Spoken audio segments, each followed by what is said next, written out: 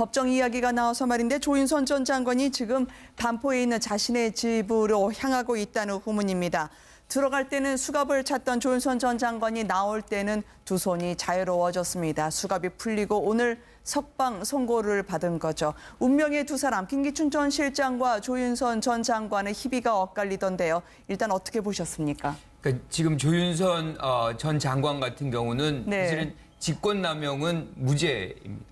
그러니까 위증만이죠. 위증만 네, 이제 유죄를 받아서 이게 이제 실질적으로 지금 석방이 된 계기가 되고. 네. 그런데 반면에 이제 김기춘 이 전 실장 같은 경우는 직권남용과 위증이 같이 유죄가 되면서 3년이라는 징역을 받게 되는데. 사실 여기서 제일 중요한 건 우리의 어떤 기본권을 유린할 수 있는 블랙리스트를 만들었고 그걸 실질적으로 이제 주도한 김기춘 전 실장이 마지막까지도 본인이 하지 않았다는 얘기를 반복하고 있다는 겁니다. 네. 이 부분은 굉장히 사실은 굉장히 중요한 공직자 입장에서 마지막까지도 이런 어떤 진실에 눈을 감는 부분이라고 생각이 들어서 아쉬운 부분이 있습니다.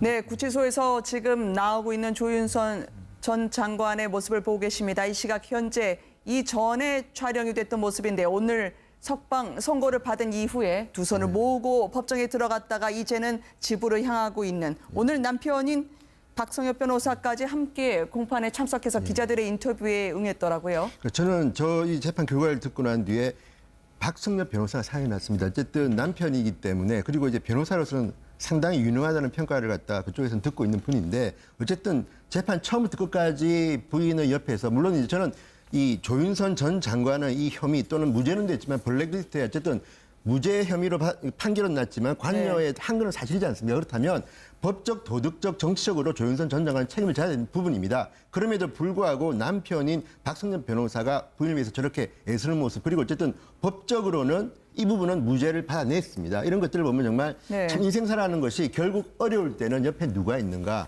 어쨌든 박성엽 변호사 많이 생각나는 날인 것 같습니다. 예, 그렇지만 뭐 그 점도 참 동의를 하고요. 네. 이 사건이 처음 불거졌을 때 제가 이 방송에서 말씀드렸던 게 조윤선 장관의 일하는 스타일에 대해서 여의도에서 이야기가 있습니다.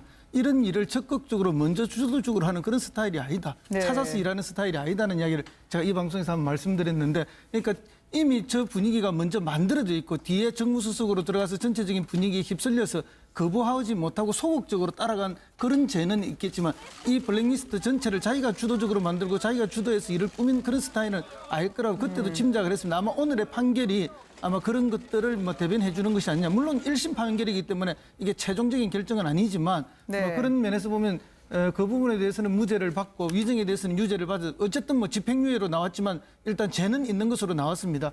이후에 이제 남은 재판에서 어떻게 될지 한 번 더 지켜볼 거라 그렇게 봅니다. 여론은 지금 상당히 격해진 상황입니다. 오늘 선고와 동시에 법정 안에서는 소란이 일기도 했고요. 박성엽 변호사는 취재진과의 인터뷰에서 과거에 할 수 있는 말은 우리가 한 적 없다, 지켜주겠다는 약속을 못 지켰다라는 남편이었습니다만 아무도 듣지 않아줬는데 많이 이해해줘서 감사하다라고 오늘 소감을 이야기를 하더라고요. 박성엽 변호사가 최후 변론 때 네. 뭐 그때 이제 조윤선 전 장관도 같이 눈물을 흘리기도 할 정도로 네. 최후 변론을 굉장히 부인을 위해서 많이 했어요. 그러니까 열심히 했다고 해야 되는 거죠. 네. 그러니까 특검 조사를 보면 굉장히 오해를 많이 하고 있는 것 같다. 이런 얘기도 했었고 이 부인에 대해서 무죄를 확신하고 있는 듯한 이런 모습을 보여줘서 이 부부관계라는 게 이런 거구나. 이제 이런 생각들을 하신 분들도 굉장히 많았는데요. 네. 저는 조윤선 전 장관이 무죄가 나오긴 했지만 블랙리스트에 대한 책임에서 자유로워진 것은 아니다라고 생각합니다. 네. 블랙리스트가 엄연히 엄존하고 있고 블랙리스트가 실행에 옮겨졌다는 사실을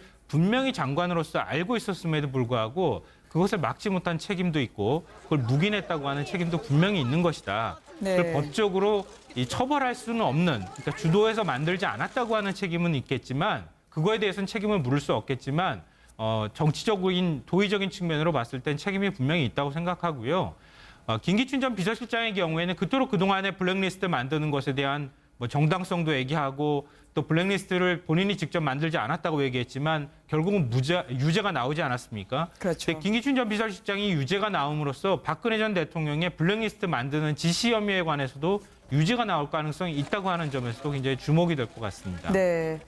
조윤선 전 장관 구치소에서 나와서 재판에서 성실하게 대답했다. 오해를 풀어주셔서 감사하게 생각한다라고 입장을 밝혔다고 합니다. 듣고 있는 분인데 어쨌든 재판 처음부터 끝까지 부인의 옆에서 물론 이제 저는 이 조윤선 전 장관의 이 혐의 또는 무죄는 됐지만 블랙리스트에 어쨌든 무죄 혐의로 판결은 났지만 관여의 한거는 사실이지 않습니까? 그렇다면 법적, 도덕적, 정치적으로 조윤선 전 장관 책임을 져야 되는 부분입니다. 그럼에도 불구하고 남편인 박성엽 변호사가 부인을 위해서 저렇게 애쓰는 모습 그리고 어쨌든 법적으로는 이 부분은 무죄를 받아냈습니다. 이런 것들을 보면 정말 참 인생사라는 것이 결국 어려울 때는 옆에 누가 있는가. 어쨌든 박성엽 변호사 많이 생각나는 날인 것 같습니다. 예, 그렇지만 뭐 그 점도 참 동의를 하고요. 네. 이 사건이 처음 불거졌을 때 제가 이 방송에서 말씀드렸던 게 조윤선 장관의 일하는 스타일에 대해서 여의도에서 이야기가 있습니다.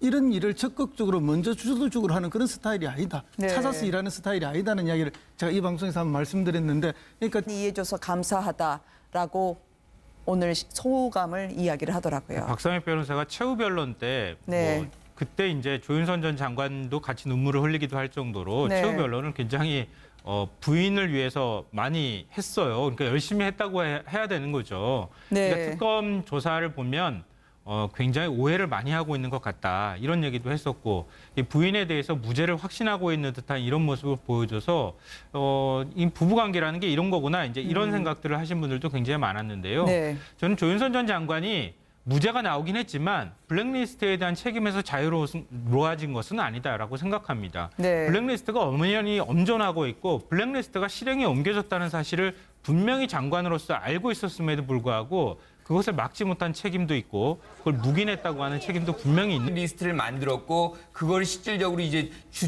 주도한 김기춘 전 실장이 마지막까지도 본인이 하지 않았다는 얘기를 반복하고 있다는 겁니다. 네. 이 부분은 굉장히 중요한 공직자의 입장에서 마지막까지도 이런 어떤 진실에 눈을 감는 부분이라고 생각이 들어서 아쉬운 부분이 있습니다.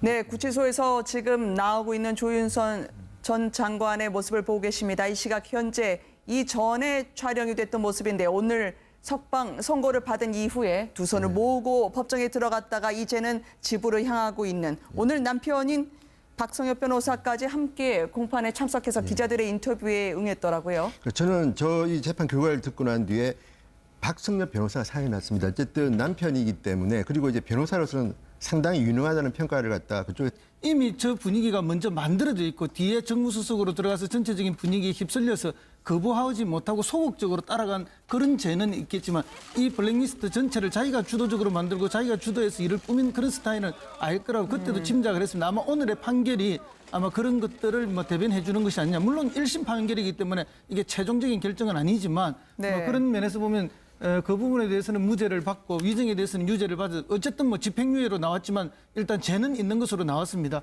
이후에 이제 남은 재판에서 어떻게 될지 한 번 더 지켜볼 거라 그렇게 봅니다. 여론은 지금 상당히 격해진 상황입니다. 오늘 선고와 동시에 법정 안에서는 소란이 일기도 했고요. 박성엽 변호사는 취재진과의 인터뷰에서 과거에 할 수 있는 말은 우리가 한 적 없다. 지켜주겠다는 약속을 못 지켰다라는 남편이었습니다만 아무도 듣지 않아줬는데 법정 이야기가 나와서 말인데 조윤선 전 장관이 지금 반포에 있는 자신의 집으로 향하고 있다는 후문입니다. 들어갈 때는 수갑을 찾던 조윤선 전 장관이 나올 때는 두 손이 자유로워졌습니다. 수갑이 풀리고 오늘 석방 선고를 받은 거죠. 운명의 두 사람 김기춘 전 실장과 조윤선 전 장관의 희비가 엇갈리던데요. 일단 어떻게 보셨습니까? 그러니까 지금 조윤선 전 장관 같은 경우는 네. 사실은 직권남용은 무죄입니다. 그러니까 지금 위증만이죠. 위증만 네, 이제 유죄. 유죄를 받아서 이게 이제 실질적으로 지금 석방이 된 계기가 되고 네. 그런데 반면에 이제 김기춘 이 전 실장 같은 경우는 직권남용과 위증이 같이 유죄가 되면서 3년이라는 징역을 받게 되는데 사실은 여기서 제일 중요한 건 우리의 어떤 기본권을 유린할 수 있는 블랙